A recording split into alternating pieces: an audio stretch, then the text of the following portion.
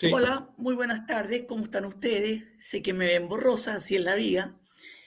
No he podido hacerlo con el teléfono y hay algún problema con la cámara del computador. Pero eso no me va a quitar a mí ni la alegría ni la energía de saludar a estos dos buenos amigos que amablemente van a conversar con nosotros sobre un tema que nos es muy importante, sobre el patrimonio, sobre qué es lo que es el patrimonio, pero vamos a partir primero presentando en este caso a Álvaro Ví, que tengo mucho gusto de encontrarme con él. Lo conocí alguna vez en algunas exposiciones que lo visité, y porque además es el hijo de un querido profesor de Whitney. Me hizo tanto clase de arte universal, de arte chileno y de arte latinoamericano en la Universidad de Chile, en la Escuela de Arte de Pau, donde egresé como diseñadora. Fue una experiencia interesante haberlo conocido. Era una persona que acaba de los otros, era un señor, ¿ya? Porque muchos de los profesores eran bastante hippies, pero él era un señor que además había sacado una beca muy importante, beca Fulbright, y don Juan Eguenau fueron juntos a Europa a estudiar. Y entonces la Escuela de Arte Aplicada se formó con un par de profesores distinguidos, entre ellos don Ricardo Indy, y fue una experiencia, y después me fui enterando de él, porque me salí de la escuela, yo ya me hice cargo de una galería de arte, pero yo fui viendo su ruta, porque uno va siguiendo la ruta de los profesores.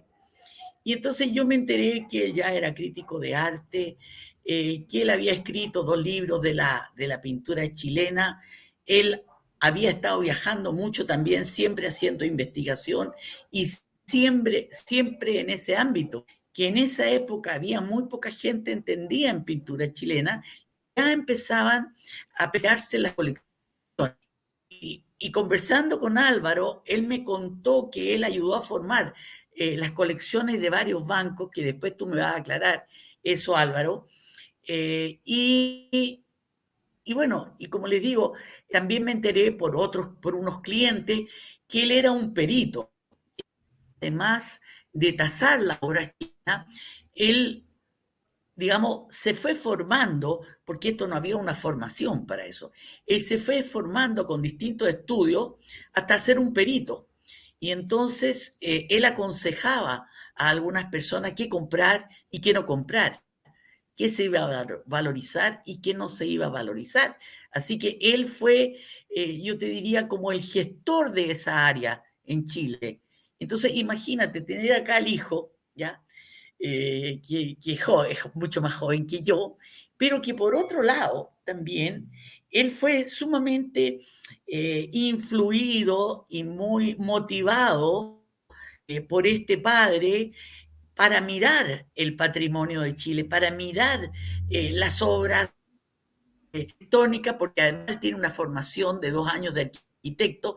Entonces fue mirando los edificios importantes y los fue dibujando, pero lo fue dibujando, si bien es cierto, tomando una parte importante y fiel de lo que veía.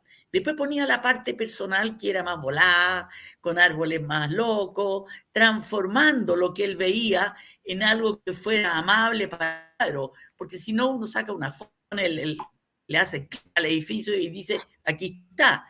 Pero los cuadros de él no son una foto espectacular y exacta del edificio, sino cómo le puso a la magia, cómo creó de eso un cuadro que fuera emocionante. Entonces, eso fue para mí lo que me llamó la atención de su pintura, y por eso fui a algunas exposiciones. Y además, él tiene un relato muy interesante, y esa es la razón también porque está aquí. Así que bienvenido. Quiero que nos cuentes algo de ti, pero vamos a pasar primero una película que le hicieron a él, donde cuenta un poco esto de su pintura, y esto es dentro de una exposición que él hizo muy importante en uno de los salones importantes de Chile, que es la Corporación Cultural de Las Condes. Así que va la película. Gracias.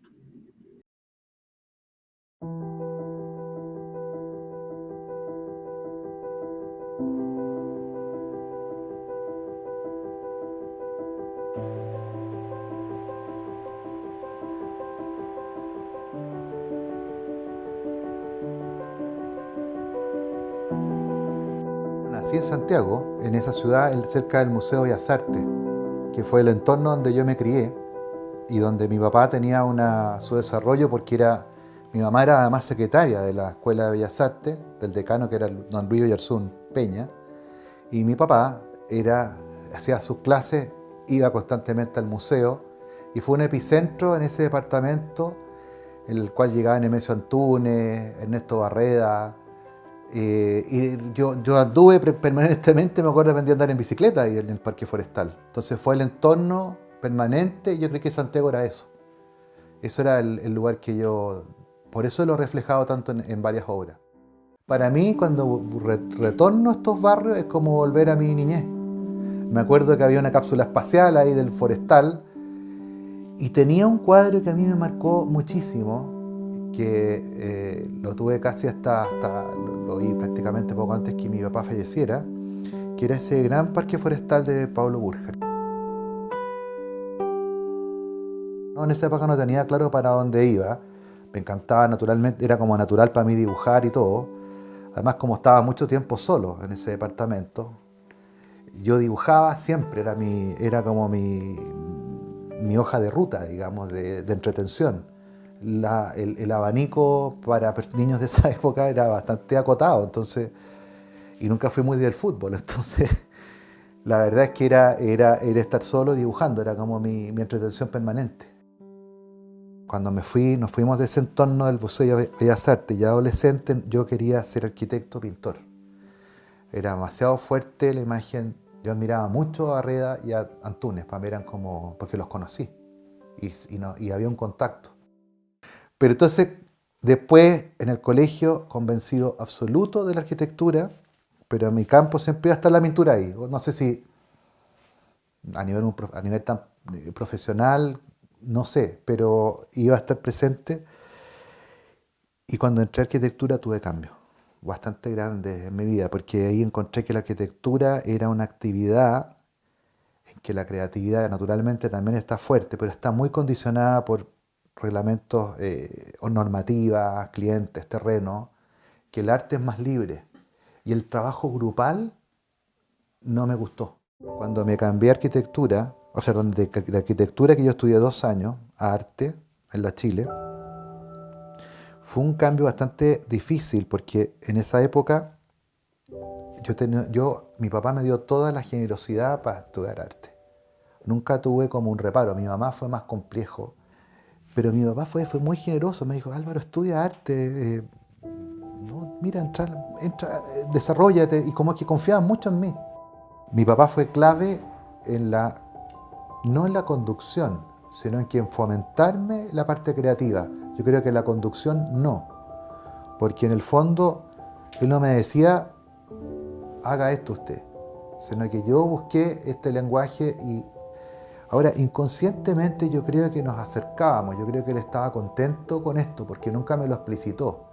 No cayó nunca en esto tan directo o burdo, digamos, y yo tampoco quise matar al padre, así que no hubo ese conflicto. Hubo sí problemas de tipo de que cuando uno parte en esta actividad, en este oficio, uno necesita como un apoyo ya, oye, está bien, sigue adelante, no lo tuve tan fuerte, tuvo mucho pudor, él tenía mucho cuidado con las cosas que hacía él mismo, era muy fuerte la ética en ese sentido, y esta relación de hijo-papá en la misma actividad, obviamente hubo discusiones y momentos acalorados y discusiones fuertes, ¿no? Te voy a decir que fue esto una especie como de todo, esto se deben llevar estupendo. Éramos muy unidos, porque yo era curioso. Partí con una obra más sugerente Y después me caí mucho en un realismo, digamos, que también en un momento se agotó. Llegó un momento en que esto es como la manera de escribir, que en el lenguaje, todo este tipo de lenguaje, uno va depurándolo, hasta llegar que ahora llegué como un mix entre la textura de la obra, sobre todo los que son obras sobre tela, en que va formando y voy inventando mucho, porque el color que yo aplico en las obras no es el color local. Por ejemplo, este árbol no existe acá, esto está hecho por composición. Este personaje también está bastante inventado. Esta iglesia sigue en sus estructuras reales, porque es la iglesia de las Carmelitas que diseñó Teodoro Burkhardt, pero el color, que es como ultramar, digamos, un color azul ultramar, es totalmente cambiado. Ese pequeño rojo que está ahí, un color rojizo, no es el arte no tiene que estar hasta las obras más realistas, el grado de interpretación y abstracción es muy grande. Es de las iglesias más finas de Santiago, porque es un gótico tardío, y don Teodoro Burkhardt planteó esta iglesia acá, que es una joya como arquitectura. Lo que yo hago siempre, si ustedes ven la fusión de este lugar, prácticamente estamos acá en el mismo sitio donde yo planteé la obra que está presentada en la exposición, pero si ustedes se dan cuenta hay una traducción. Está la iglesia con su arquitectura gótica, pero también hay una información que limpia muchas cosas que no hay, en el sentido de que plásticamente hay elementos que no aparecen, el tráfago, el hombre que está ahí, la figura humana que prácticamente está a la misma posición que estoy yo, aparece como un elemento de escala, solamente de composición. Si yo saco esa figura humana que está ahí, que es la única que aparece ahí, se desarma un poco la composición del cuadro. Una obra que estoy presentando en la exposición, que es del año 96, si no me falla la memoria, es justamente este sector en la calle Hurtado Rodríguez. Esta es una de las y la solución que continúa ahí, y siempre como para crear atmósfera en esta cosa de que yo planteo, para ir creando un ambiente como psicológico. Me acordaba mucho además de los pintores chilenos que he hablado, de Turner, de William Turner, que es un pintor británico que simplificaba mucho la atmósfera. Yo en este periodo de mi trabajo ya estaba tratando de abandonar un poco el realismo tan duro, tan estricto, para ir ya esbozando algunas cosas con la espátula, cambiando el color, poniendo una cosa más subjetiva, que creo que es lo más importante en arte. Los materiales que yo ocupo son principalmente el óleo, uso las texturas que son con polvo de mármol. El mármol se ocupa por una cuestión de la acidez, cuando se puede ocupar arena, pero hay que sacarle la sal. Entonces el óleo yo lo mezclo con polímero, del magro al graso, o sea, con acrílico, con polvo de mármol, y después el óleo encima. Y voy pasando Dremel, voy pasando lija. Dremel es como una pequeña herramienta en que uno va haciendo como raspando, es como un abrasivo que uno va aplicando un poco para formar líneas, etc. Y los materiales que cuando viajo siempre voy comprando, por suerte hay hartas cosas en Chile, pero también voy viendo cosas afuera, es como inevitable. No hay viaje en que uno no se baje a comprar libros todavía y materiales. Hay veces que hoy me demoro 2 meses en una pintura. Es muy lento el proceso. Porque en el fondo para ir creando atmósfera, etc. Y uno va cambiando y de repente esto no me gustó. Y se vuelve para atrás. Entonces es como un retorno permanente. ¿Y cuándo se termina? Cuando ya está ahí echando a perder las cosas de abajo. Para mí que es la gran pregunta que se hace mucho del término, ¿cuándo es? Entonces hay como cosas que en los pintores nos pasa mucho, que por encontrar como una especie de, esto que dije, la depuración del lenguaje, uno echa a perder cosas buenas. Uno echa a perder cosas que están buenas. ¿Te fijas? Por depurarlo, por mejorarlo, por buscar esta perfección.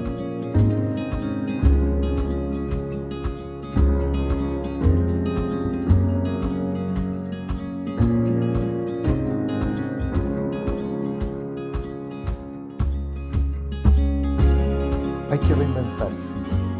pero dentro de una impronta. Lo interesante de esto, de estos casi 30 años, de esta antológica, es que se ven cambios. Si uno va siguiendo, observando acuciosamente, hay cambios dentro. Claro, puedo haber enfocado el Museo de Bellas Artes hace 10 años atrás, pero es distinto cómo se ve después. ¿Te fijas? Las herramientas son las mismas. Yo soy un pintor todavía de caballete, digamos, de papeles y lino, pero la manera de enfocar es distinta. Me aburro haciendo lo mismo. No soy demasiado inquieto y hay que caer en un riesgo, en un buen riesgo, porque si no, no te reinventas.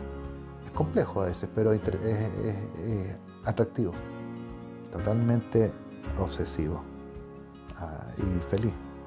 Es lo que hay.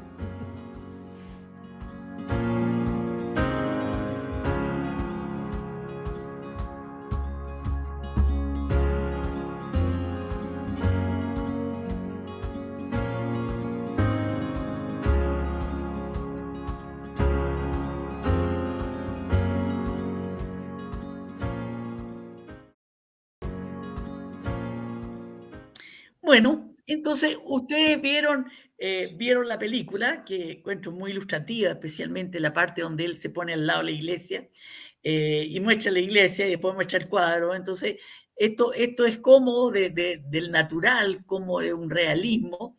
Uno puede lograr una magia y producir una comunicación con el espectador. Ahora, la pregunta que quiero hacerte es, ¿cómo se te ocurrió? ¿En cuánto te inspiró tu padre a que tú pintaras los temas que pintaste? Oye, primero que nada, Porque los quiero. una cosa Perdón. es que a uno se le ocurra elegir un... Mira, primero que nada, los quiero saludar, Osvaldo y Eva. Gracias por la invitación. La verdad que lo que da un poco de pudor ver un poco el video que vimos recién, porque no lo vi hace bastante tiempo. Y antes de contestar tu pregunta, siendo bien breve, lo que yo hice con la Corporación Las Condes fue una antología, que en el fondo la antología es un tema, que en este caso es Santiago, porque es sobre un tema la antología, y no es sobre todo mi obra, porque yo patrimonio no solamente de Santiago, sino que de muchas cosas que me ha tocado ver en Chile y en otros lados, digamos, incluso hasta fuera de Chile. Volviendo mira, yo como tuve esta formación de arquitecto, y la verdad es que admiraba mucho a amigos de mi papá, como Tito Barreda y Nemesio Antunes, que iban a esta casa que está, en este departamento que está en el Parque Forestal. Era gente que yo cuando tenía ya como unos 12 años, 13 años, yo los admiraba y tuve la suerte de tenerlos ahí en mi casa, porque era un lugar muy abierto, o sea, estaba el Museo de Bellas Artes, la Escuela de Bellas Artes en esa época, mi papá hacía unas clases, si no me equivoco, en la calle Miraflores. Mi mamá era secretaria del decano, que el decano era Luis Oyarzún, nada menos en esa época, el gran decano que tuvo la Escuela de Bellas Artes de la Chile. Entonces todo era un ambiente increíble, el que yo vivía de cabro chico. Me tocó vivir hasta el año 74 ahí,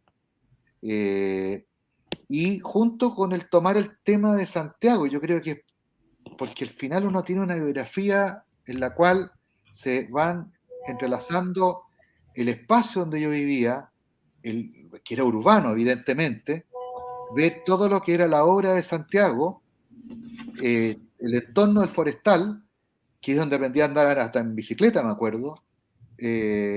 Todo eso va formando una iconografía que es una estética que te va marcando profundamente. Ir al museo permanentemente, al Bellas Artes, que era como...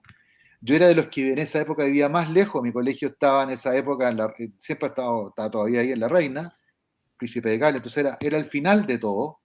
Y yo me acuerdo que en ese departamento vi cosas increíbles. Me acuerdo cuando un coleccionista de Santiago estaba transándose la obra de Doña Carmen Arregada pintada por Rugienda.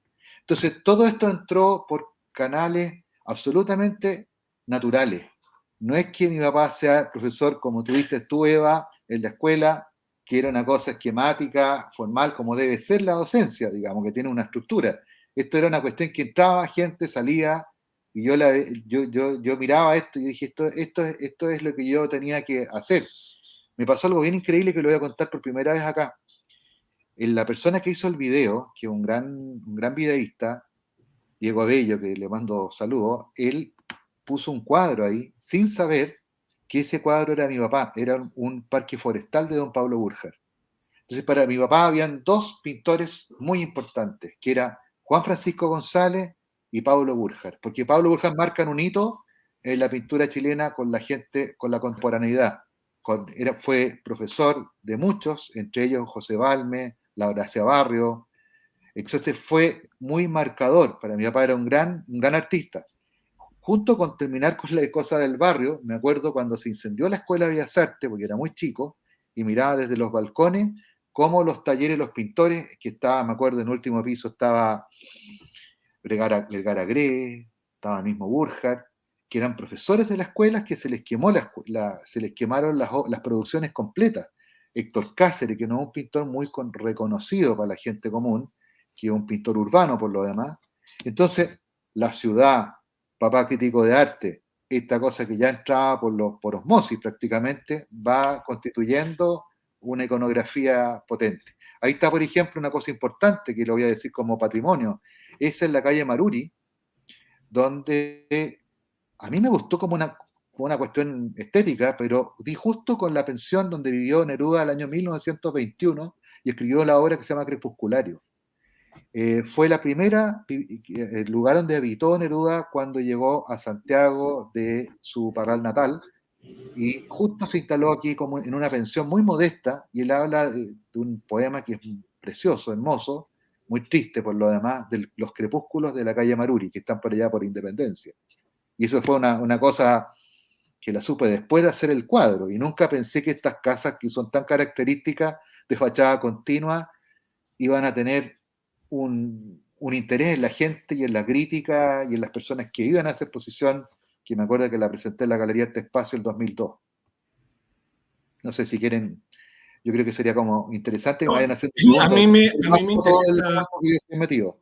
a mí me interesa sobremanera seguir la línea de lo que estás desarrollando, Álvaro, porque aquí hay un tema que es importante, no solo por el trabajo plástico que tú realizas y estás realizando, sino que también hay que considerarlo así, por lo que dijo Eva en relación a los dos libros que realizó tu padre, que escribió tu padre, y que de una u otra manera forman parte de una importancia capital para rescatar el valor de la pintura chilena. Esa es Pintura Chilena 200 años.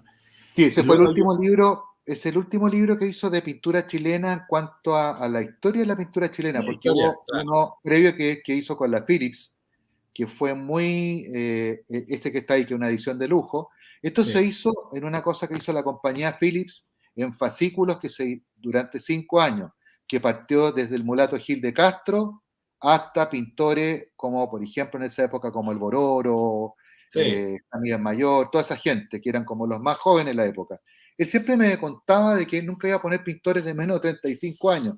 Y en la segunda edición yo alcancé a salir, por último, como digo, por pecado venial.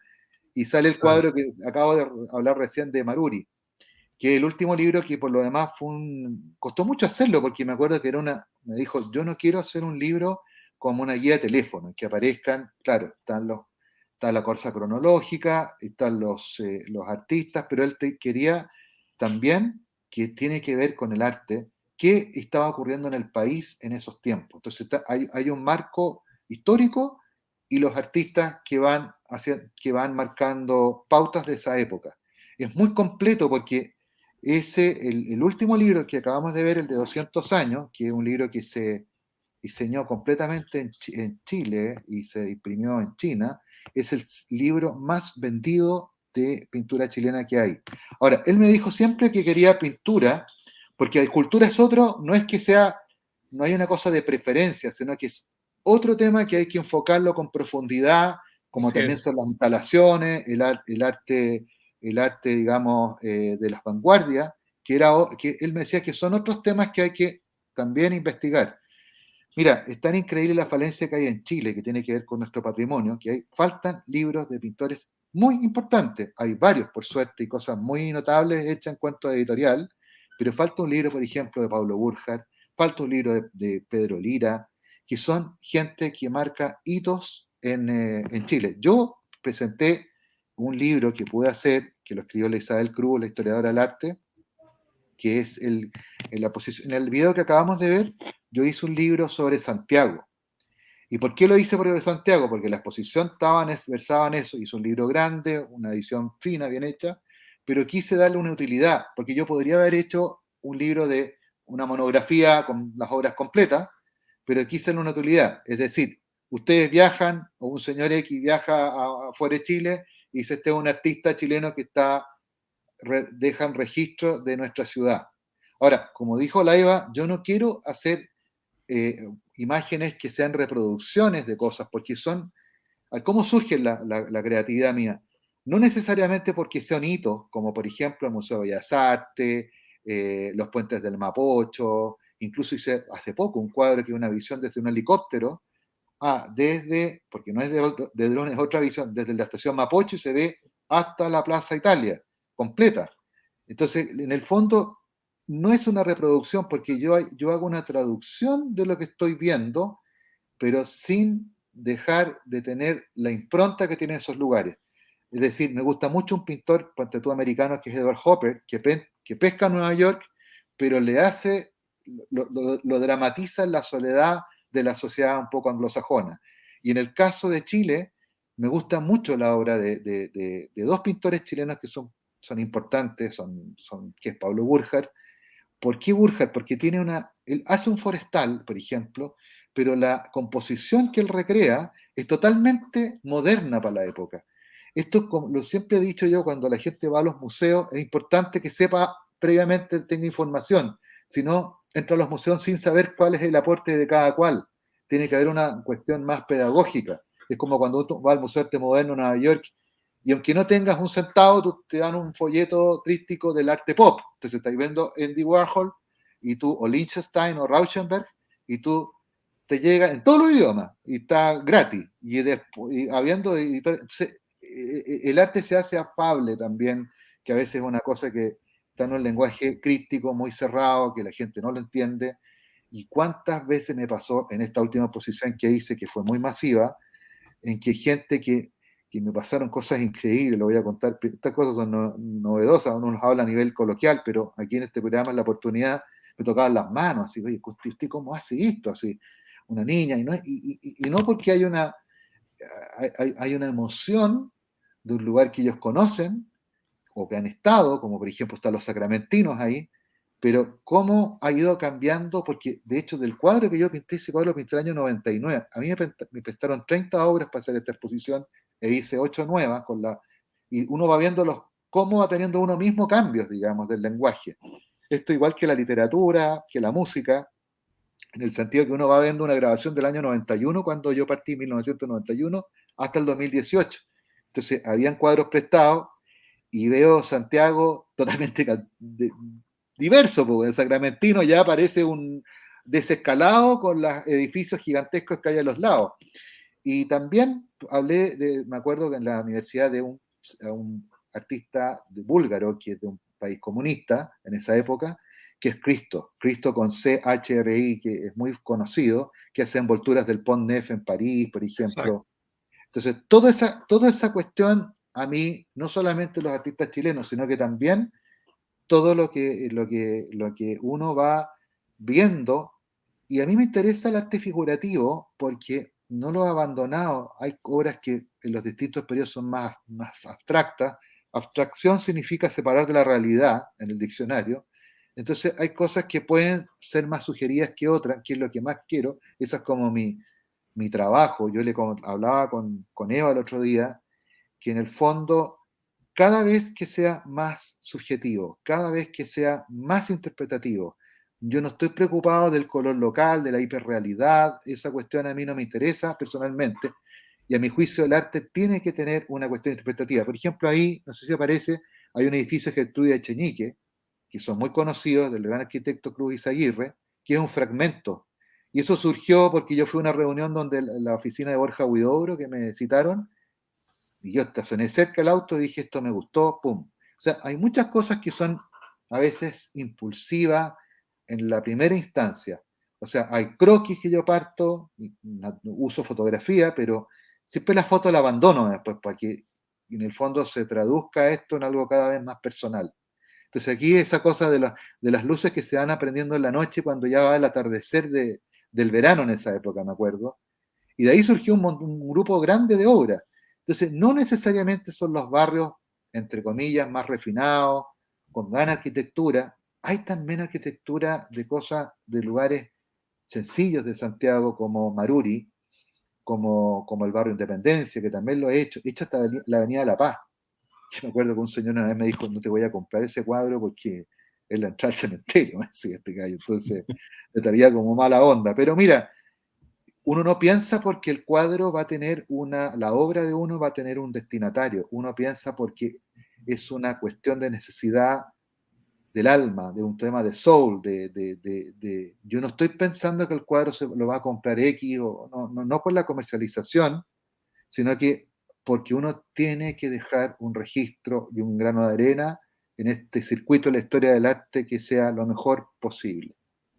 Bueno, tú has tocado un tema que es muy importante porque obviamente el patrimonio cultural no se entiende si no se entiende desde la visión de la historia del arte. Tan así es que hoy se ha logrado capturar el concepto historia del arte, historia del patrimonio, digamos, el patrimonio cultural es indisoluble de la historia del arte. Sin Claro, no eso, tiene marco, no tiene un definitivamente marco. no hay marco y no hay cultura, porque en el fondo el 90% de las leyes en distintas partes, el 90% de las leyes que de alguna manera controlan, regulan, protegen, comunican el fenómeno cultural, están referidas al arte. De tal manera de que es muy difícil, digamos, de que alguien... Y obviamente lo que se llamaba patrimonio histórico pasa a llamarse hoy día genéricamente como patrimonio cultural. Y lo que tú estás haciendo y lo que tú has hecho es una gran contribución al patrimonio cultural que, en resumidas cuentas, Mira, permite que la gente de las edades de hoy y de las edades nuestras o para atrás puedan reencontrarse con su historia y puedan entender cuál es la identidad que ha tenido el lugar, el país, la gente donde tú has desarrollado tu trabajo. mira, ahí por ejemplo también hay algo que va a ser patrimonio, que es el edificio Titanium de Zenerman, Claro. que está mirado desde el San Cristóbal. También eso que es, digamos, contemporáneo va a ser patrimonio a la larga.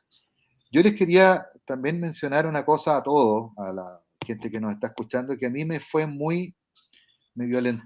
Quise escribir una carta al Mercurio en su momento por todo lo que sufrimos con respecto a la vandalización, la destrucción que, que nos pasó. Incluso Bororo me El comentó una fatídico vez, 18 de octubre. claro, Bororo me comentó, ¿por qué no te pintáis la Plaza Italia con toda esta cosa? Le dije, ¿sabes que no tengo, y voy a reconocer algo aquí públicamente, tengo mis limitaciones. Es decir, me agrede lo que pasó, me da angustia, me deprime, para serles bien franco.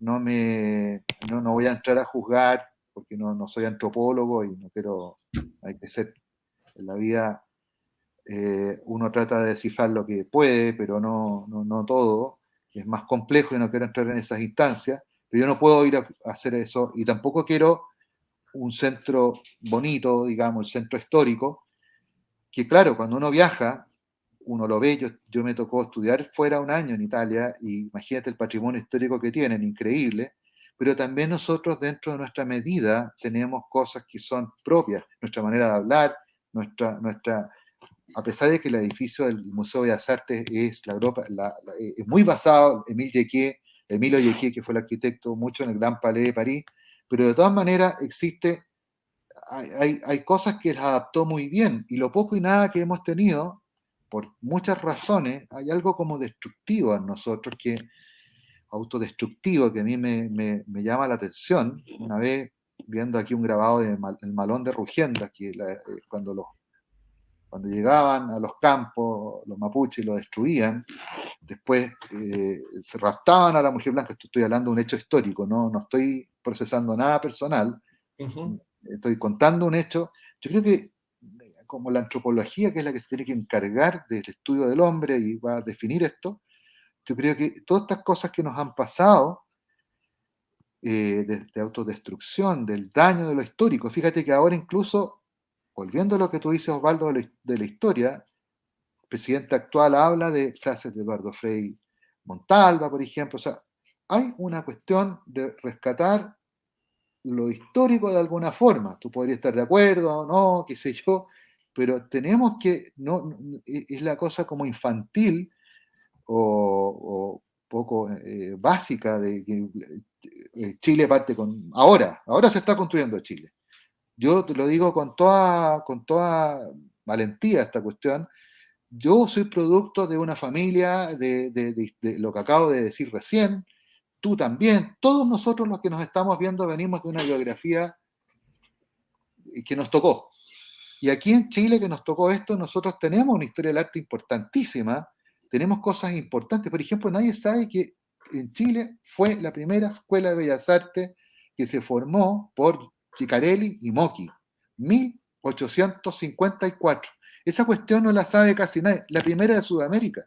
Estos son casos notables de datos que la gente no tiene idea. Esta cuestión no partió ayer. Entonces, uno es una sucesión de como la cosa cliché que se dice de la carrera de la posta, ¿no? Que mi papá le pasó la información a la Eva y de ahí la Eva le va pasando al otro, porque sin querer uno cuando van a verlo al taller también estás entregando información. Esto no es una mera, uno se gana la vida en esto del arte, pero no es mucho más allá que eso, es una manera de vida. Tú estás siempre entregando información y de hacerlo acogedor en el buen sentido de la palabra para que la gente pueda apreciar esto. O sea, yo te digo, hoy día con las redes digitales, y esto vamos a lo contemporáneo, es impresionante cómo la gente está adquiriendo grabados, gente joven, gente que con un clic se puede comprar un grabado bueno, malo, medio, no sé, no voy a entrar a definir eso, pero hay otras vertientes que nos permiten llegar a las personas. Lo que pasó también que hace poco, y que me parece importante en cartas al director del Mercurio, decía el director anterior, Milan Ivelic, que nadie tenía idea que los museos estaban cerrados, estaban en huelga. Y nadie le importaba nada. O sea, te das cuenta tú, Osvaldo y Eva, que esto, anda a cerrarte el Louvre, po. Yo creo que sería escándalo nacional, ni siquiera de París. No, es grave, entonces, pero nadie marca nada. Entonces, después pasa esto de que nos ocurrió en octubre del 19, muy pocas cartas con el patrimonio. Yo las que he estado viendo más seguida, que ha hecho una cosa muy sólida en su argumento, es Óscar Acuña, que es un abogado, que es especialista en temas de patrimonio, que lo único que ha hablado de esto, porque nosotros como negar a nuestros padres, a nuestros abuelos, ¿te fijas? Eso es lo importante del patrimonio. Entonces, mucha gente se llena la boca de esto, pero los que ejecutan cosas y hacen cosas efectivas son pocos al final. Pero existen algunas personas, por suerte. Efectivamente, ese es yo creo que el gran recuerdo que nos va a quedar, el recuerdo doloroso que nos va a quedar de ese famoso 18 de octubre, en que prácticamente una considerable cantidad de elementos distintivos de lo que había sido nuestra historia fueron destruidos. En lo arquitectónico, desde el punto de vista de las obras de arte instaladas en el espacio público.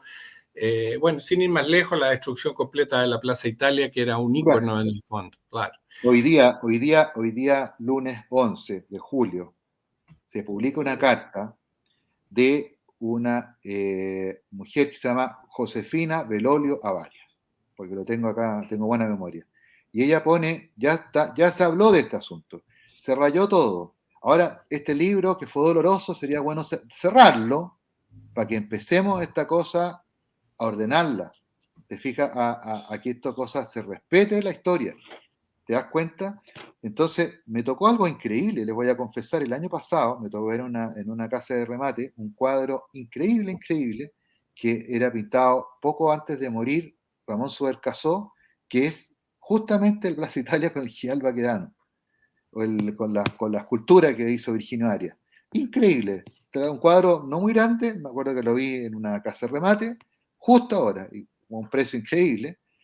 Pero la cosa es que más allá de eso, es que nosotros tenemos que reconocer y rescatar esta cuestión. Yo lo dejo plasmado en mi obra y les cuento a los alumnos de arquitectura, cuando hice clase muchos años, los llevaba a terreno y les hablaba, íbamos a distintos barrios. Por supuesto, en general casi, no quería solamente acotarlos al barrio histórico de Santiago. De hecho, es más, una vez me encontré con la Eva eso en la calle Merced, el cuadro que está mostrando ahora, frente al Teatro Ictus. Una vez me Así encontré es. con la Eva en el Parque Bicentenario, porque yo quería que los alumnos también vieran arquitectura contemporánea. No hay que quedarse con lo antiguo solamente, también lo antiguo y lo que se hace ahora. En ese caso, a mí me gustaba mucho cómo solucionaban lo del Parque Bicentenario. Ese edificio, por ejemplo, tiene unas rejas, porque aquí está la interpretación. Hay dos cosas, ahí está el jacarandá, que le da como una cosa de color a este grisáceo, pero hay unas entradas de luminosidad interior que son como de los departamentos que hay ahí. Y estos edificios pasa uno por ahí y están súper abandonados, tristes. En el fondo, por eso me gusta mucho la obra muy distinto a lo mío, no estoy haciendo, pero Cristo cuando hace la envoltura del Pont Neuf de París, del Puente Nuevo, es porque la gente de tanto habitualmente que lo ve, esta maravilla, está tapado, te fijas, está porque él dice que nosotros nacemos envueltos en la placenta, y aquí está, al envolver esto, él quería hacer algo con Chuquicamata, por ejemplo, con la mina, porque se produce un atractivo visual y de tanto verlo todos los días nosotros volvemos a rescatarlo. Por ejemplo, ahí está, por ejemplo, hay una cosa histórica, ahí está el museo, ahí está el Mapocho, cuando el año 85, para los que no vivieron esa época, 82. que casi se salió el río del Cauce. Entonces me gustaba mucho ese primer plano de agua prácticamente, que son aguadas, muy casi abstractas, digamos, casi, si uno ve ese cuadro, lo corta, es el último, un tercio de la composición en que se ve este puente, y al primer plano, más de la mitad del cuadro es puro chorreado, con agua, con expresividad, hay textura, en fin, esa es la parte técnica, digamos, pero lo que yo quiero lograr, más que nada, son siempre el tema de la atmósfera, el tema del environment, como la nueva mirada de lo que todos vemos siempre. O sea, Haciendo un paralelo con Eva Holz, con la pintura de Eva Holz, y con eso le dejo la palabra a Eva también, son dos, tú eres un figurativo clarísimo, Eva es más abstracta, tiene una serie ahí, por ejemplo, sí. pero de alguna manera a mí me llama la atención en ambos la fuerza del uso del color, la luminosidad, el juego de luz y sombra que ambos hacen en sus trabajos es realmente extraordinario. Y mostrando obras de Eva, y uno se da cuenta de eso, y como una mera consideración personal, un orgullo personal, yo te quiero contar, Álvaro, que tú has hablado en forma reiterada en el programa de Pablo Burjar. Bueno, detrás mío hay un pequeño cuadro de Pablo Burjar que es el Parque Forestal. Qué bien, qué buena. Así Qué bonito. que... Sí, justo atrás tuyo, si lo alcanzo a ver. aquí está. Qué suerte, bueno. Qué bien, qué bien. Ahí está. Bonito. Ya, Eva, tiene la palabra. ¿Qué le pasa a la Eva? Tu micrófono. Está mute. No se Eva, escucha tu nada. micrófono.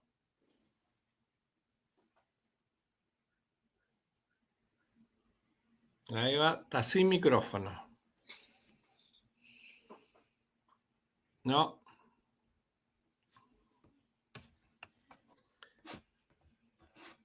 Pero para ir, mientras entra Eva al estudio... ¿Ahí se escucha? Ahí está, perfecto. Sí, ahí sí. Ya. Bueno, estoy, como yo le dije, escuchar a Álvaro y contar el relato de cómo se inspira, cómo pinta, Es tan fascinante que yo casi no tengo nada que decir y te digo que es muy grato. Yo creo que esta conversación va a dar para más conversaciones con Álvaro, porque tenemos mucho tema.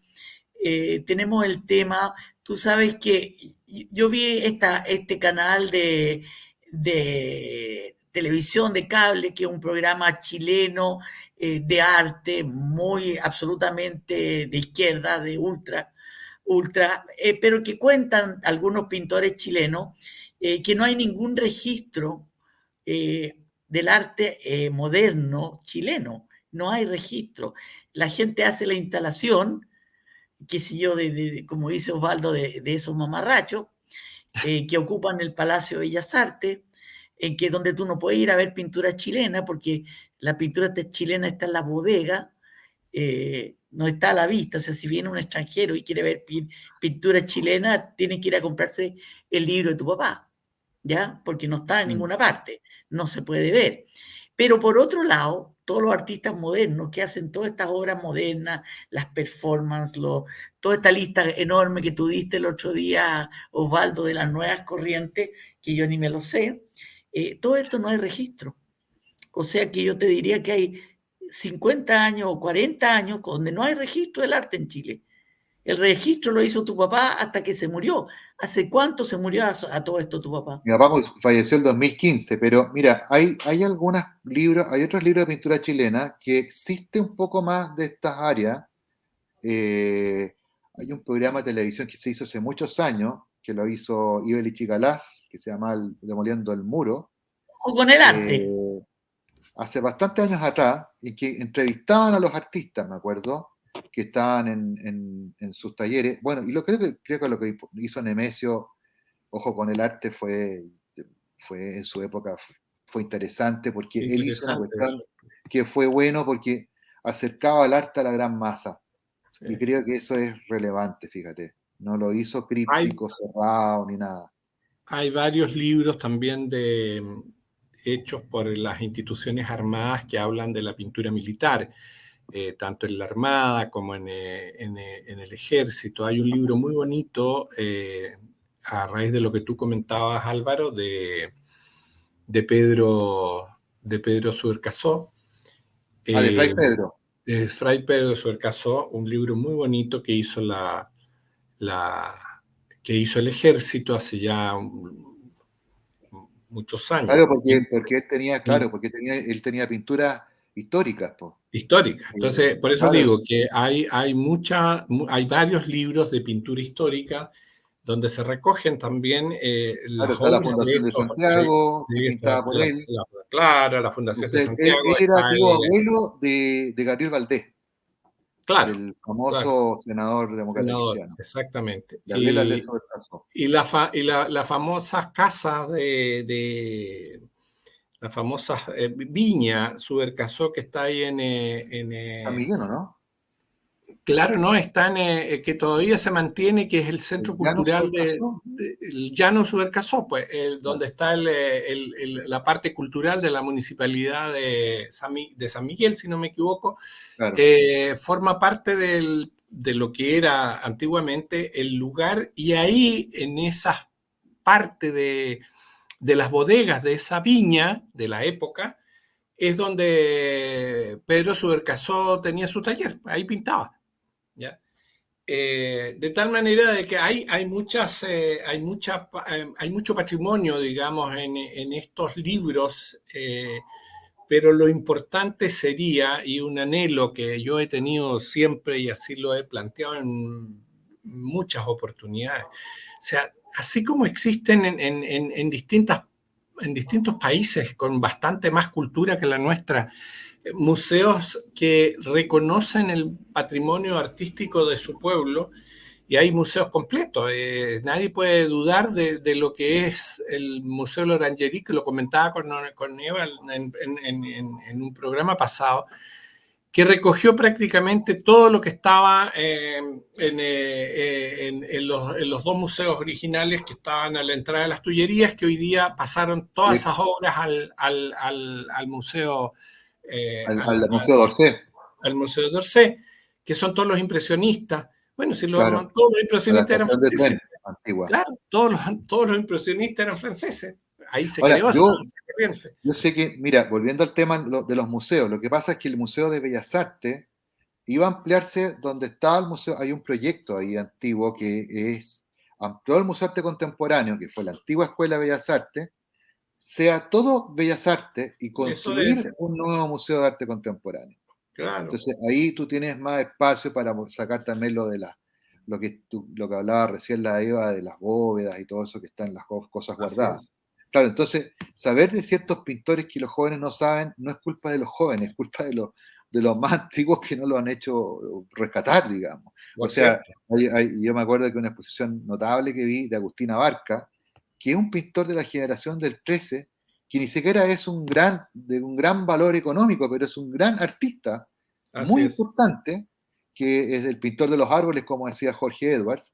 Entonces, toda esta gente, la misma Inés Puyó, por ejemplo, o sea, hay muchos nombres de la generación del 28 que apenas se conocen para la gente más joven, porque las escuelas no les hablan tanto todo lo... A mí, yo tuve suerte en el sentido, a más allá de lo de mi papá, tuve profesor, porque tuve Adolfo Kuff, que era profesor mío en estética, y era un gran profesor en la Escuela de la Chile, y él nos hablaba siempre lo mismo. Entonces, después conocí a una persona mayor que yo, me decía, te sigue pasando la ronda nocturna de Rembrandt y las meninas de Velázquez. Lo hizo durante 30 años con unas diapositivas antiguas, pero el tipo era tan notable como docente porque te hacía mirar las pinturas con ojo de pintor, que eso es sumamente importante y los traspasaba esa información. Entonces, cuando yo me fui la primera vez a Europa, me fui a Madrid primero, me acuerdo en esos tiempos, y vi las meninas Velázquez y me acordé de mis clases de historia del arte, como lo haber pasado a la Eva cuando le hablaba a mi papá de las diapositivas y toda la cuestión, digamos. Lógico. O sea, en su estilo distinto, digamos. Entonces yo tenía unas compañeras muy aplicadas que se sentaban en primera fila, anotar hasta los respiros de Kuff, y les decía a Kuff, los retaba, me acuerdo, otros tiempos los profesores decían, ¿qué hace usted con estas letras horrorosas escribiendo? Usted tiene que escucharme nomás. Entonces el problema, él decía, el problema de la pintura es un problema de retina, pero es un problema también de formarse para que uno pueda entender este tema de la pintura. Y como tú acabas de decir, Osvaldo, a la hora de la Eva, lo bonito es que somos súper distintos, y yo creo que eso es lo atractivo de esta cuestión. O sea, es como cuando tú te gusta el jazz, y ¿por qué te gusta? Me acabo de comprar un vinilo de John Coltrane, voy a poner un ejemplo básico, con Miles Davis, o sea, totalmente distinto. Y esa es la gracia de esta cuestión, ¿te fijas? Ahora, yo creo que hay algo bien complejo también porque los tiempos no están fáciles. Las redes sociales ayudan, pero si no tienes conducciones como que te podéis meter en un mar sin orilla. Es decir, faltan críticos de arte. Cuando mi papá era joven, por ejemplo, había 5 personas hablando de arte. Se murió Pedro Laovitz. Ahora queda una persona. Yo no estoy hablando, por favor, lo poco que tenemos hay que cuidarlo. Pero deben haber 5 opiniones de una exposición, pues entonces se enriquece esto. Hubo hasta una revista de arte. Hoy día queda Valdemar Zimmer y no hay más. Hay una sola persona, entonces no puede ser eso. O sea, tienen que haber más personas que tengan tribuna. Me acuerdo, volviendo al caso de mi papá, él dejó la crítica de arte porque cuando en la tercera se fue, me dijo, yo no tengo tribuna, así que me voy, chao nomás, no quiero estar en el círculo crítico. Y dije, papá, te lleváis 40 y tantos mil años en esta cuestión, pero él me decía, era muy, ¿cómo te podría decir? Como persona más antigua, con mucha honorabilidad, en el sentido, yo no puedo pertenecer a una cuestión... Muy caballero, yo tuve el privilegio de conocerlo y conversar con él cuando iba a mis exposiciones y mis cosas. Claro, porque y tenía una actitud muy caballerosa, no era el crítico que llegaba. Por eso te dije yo, era un señor, señor. No era el crítico que llegaba mirando donde estaba el error. Apelarnos.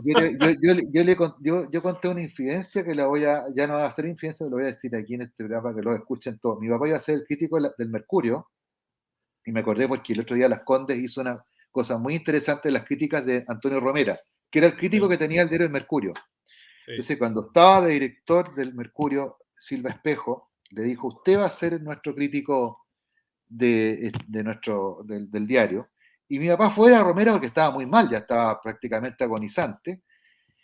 y le dijo como una cosa de caballerosidad, lo fue a ver, qué sé yo, bueno, como despedirme, yo voy a ser el nuevo, se dio la instancia, ¿no?, de juntarse, qué sé yo, y Romero Silla me dijo, yo sé que usted va a ser el nuevo, y mira la mala suerte, porque iba a estar nombrado mi papá y Silvio Espejo fallece, el director del diario, el del Mercurio. Y llegó en ese momento dos personas muy jóvenes, hoy día ya no, que es Milan Ivich y Gaspar Galás, que se llamaban Juan Francisco Lira, por Juan Francisco González y Pedro Lira, usaron como un apodo. Eso está escrito, ¿ah? Esto no estoy inventando nada, por Dios, o sea, esto está totalmente escrito. Así que hubo unos cambios ahí, y después llegó Valdemar Sommer, que es el crítico que hay ahora. Pero volviendo a esto, falta mucho por hacer en el arte en Chile. Es demasiada la cuestión que hay que hacer, pero hay que conducirlo esto, porque si no, se hace una cosa, los recursos se dilapidan, entonces hay que focalizarlo en cuestiones que queden, Y que además, trasciendan. Álvaro, yo creo que hay que ser muy respetuoso de lo que ha significado el aporte que cada uno de los artistas a lo largo del tiempo ha realizado y sus obras han trascendido. O sea, a mí no se me pasa por la cabeza que hoy día, no sé, a Juan Francisco González se le dé una interpretación distinta de la inspiración y del desarrollo plástico y de la contribución que hizo en su momento, y que hoy día se considere patrimonio de la misma manera que el cuadro original de Juan Francisco González, un mono que hizo un niñito salido recién de la escuela porque él lo reinterpretó.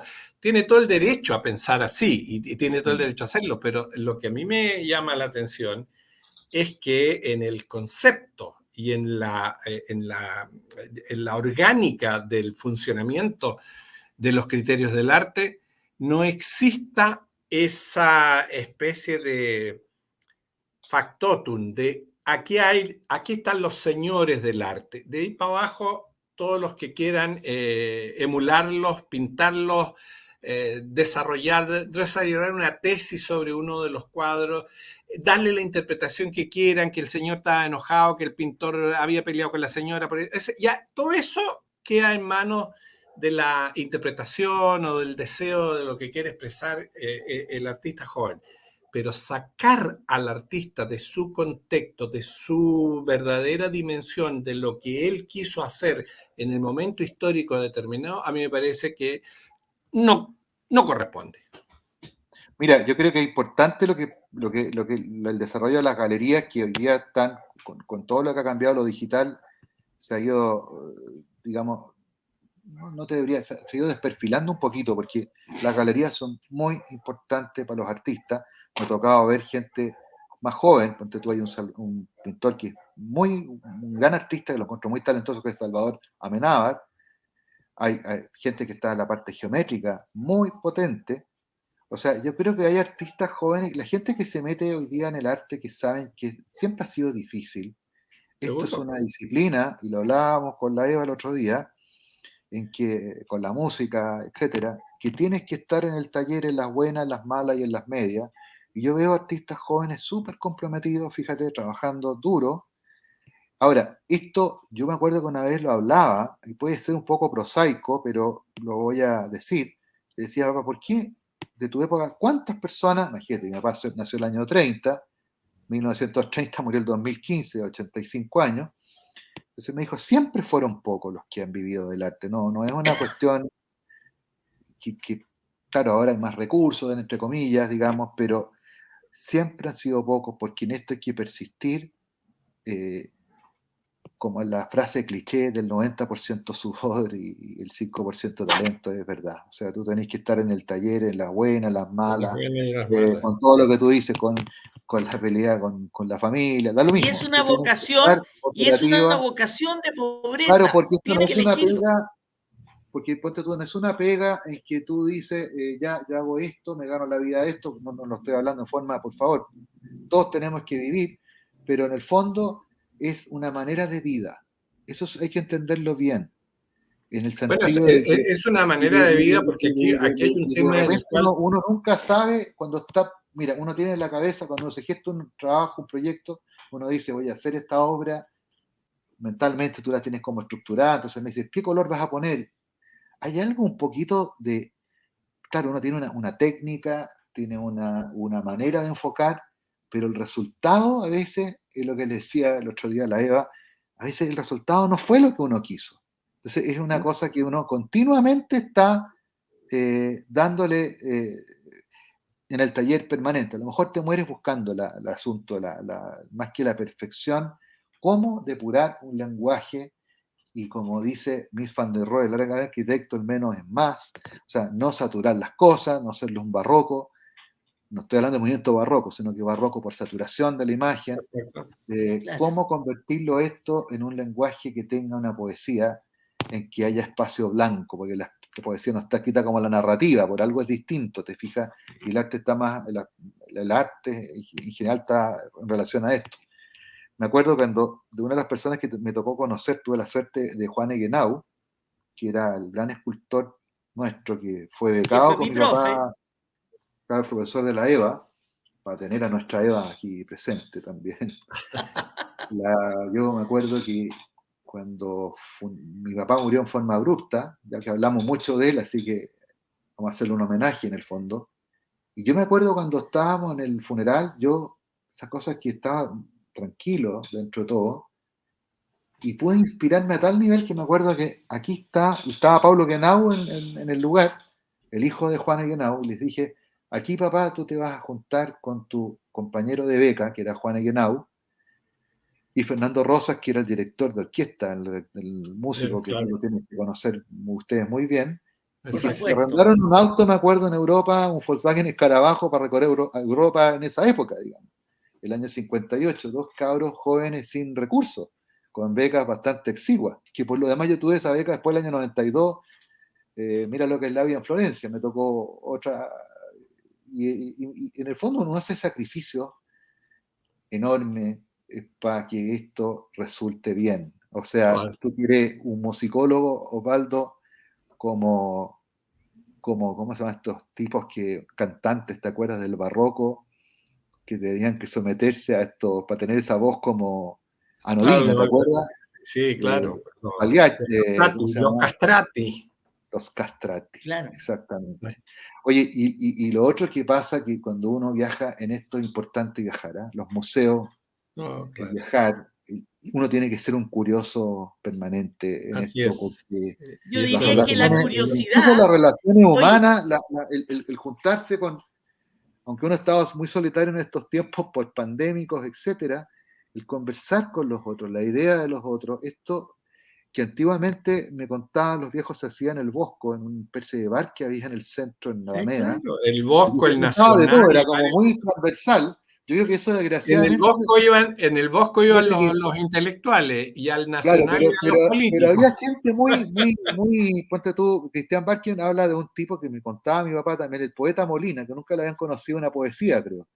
Era una cosa súper transversal, gente muy distinta, que eso ya en Santiago y se perdió. O sea, Eso, está perdón. todo como uno por allá, te fijas, ya no existe esto de que se iban a juntar todos los viejos en una parte o los intelectuales Mira, con la gente nosotros que se hemos tenido, dedicaba a la música o a otras áreas, digamos, que nosotros era lo que yo escuché. hemos tenido algunos programas, cosas que la gente a veces no nos cuestiona, pero no encuentra que hablamos cosas que están un poquito más al nivel de la filosofía, porque por ahí andamos. Y justamente lo que tú acabas de decir es el fundamento esencial de lo que nosotros en los últimos 3 programas consecutivos que yo tuve con un chiquillo amigo, Jesús Orellana, apunta justamente a eso. Porque esos grupos que se organizaban en distintos lugares, que conversaban cosas comunes, que discutían, y podrían no haber estado de acuerdo, pero discutían sobre una temática común, era lo que daba distintivo a la comunidad en la cual se estaba viviendo. El fenómeno de comunidad es la que se ha perdido. Se ha Totalmente, perdido. Entonces, totalmente. obviamente, que pasa lo que está pasando y en ese Era una sentido, cosa muy individualista. eso. Entonces, eh, el individualismo, la competencia, el poner al Dios dinero por sobre el valor de las cosas reales, es lo que hace que hoy día hayamos perdido completamente el norte y esté pasando lo que está pasando. O sea, valoramos el arte como cosa útil, no valoramos el arte como una expresión del alma. Entonces, ha Lo que pasa sido, es que, yo creo, yo creo que, mira, yo creo que lo que pasa en Chile, actualmente, esto me atrevo a decirlo, es que faltan insumos espirituales. Yo no estoy hablando de la religión, sino no, que no, los no, insumos no, espirituales que cada uno no, los tiene en la música, exacto, lo puedes tener en las artes visuales, en el cine, somos emocionales. Entonces yo creo así que es. esa cuestión es clave para que mantengamos cierto... Dentro, las sociedades son complejas y imagínate todo lo que nos está pasando a nivel mundial incluso, es muy complejo. Entonces lo único que te puede rescatar es esta vida interior que cuando tú ves una buena película o lees algo que te conmueve, esto de conmoverse es lo que te va a salvar. A veces pienso yo, fíjate un Bueno, ahí poco es la esencia, es la esencia, es la parte inicial para poder empezar a Ahora, mirar yo un creo, cuadro que te yo creo que conmueva.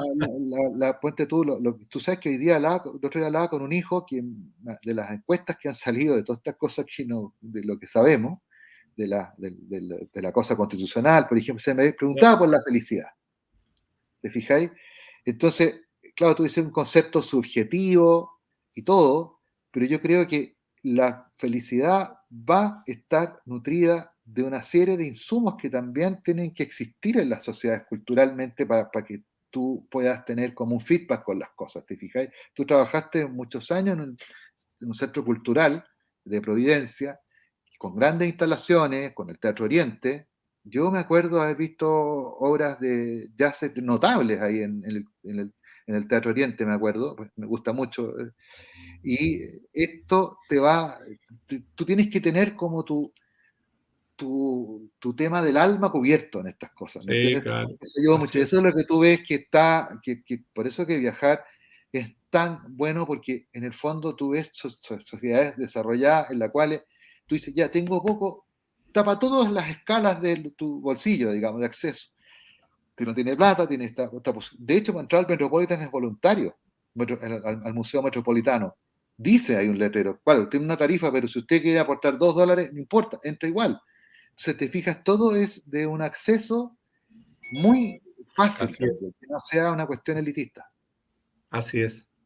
Bueno, hemos tenido una bonita conversación, Eva. Yo creo que hay que tener presente a Álvaro para seguir. Hay un tema que creo que hay que Hay darle un muchos poquito temas más con él a... porque Claro, es un gran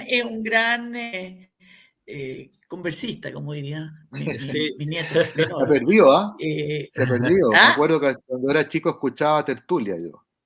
Yo estaba en el Eso es. colegio exacto. y estaba Domingo Durán, Willy Arthur, Rosasco, el escritor, El y el cuarto, Osasco, que claro. no me acuerdo en Exacto. este momento.